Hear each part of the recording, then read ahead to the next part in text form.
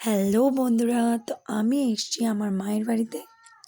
তো মা আজকে বানাচ্ছে সুজির আর ময়দা দিয়ে পুলি পিঠে। মার মুখে একরাশ হাসি। মা আজ বানাচ্ছে জামাইয়ের জন্য, কারণ জামাইয়ের ইচ্ছে হয়েছে শাশুড়ি মায়ের হাতে পুলি পিঠে খাবে। তো মা সুজির পুলিটা খুব সুন্দর বানায়। তো রেসিপিটা দেখো। প্রথমেই কড়াতে নারকেলটাকে বাতাসা দিয়ে, তোমরা চিনিও দিতে পারো, তো বাতাসা দিয়ে ভালো করে নেড়ে নিয়ে আর লাল করে ভেজে নিয়েছে।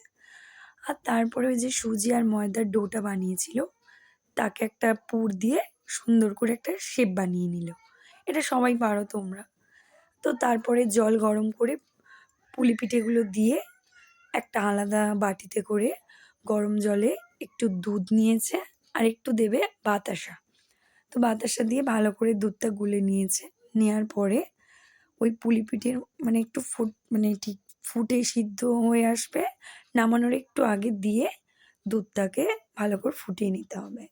নিলেই তৈরি গরম গরম সুন্দর সুজির নরম তুলতুলে পিঠে।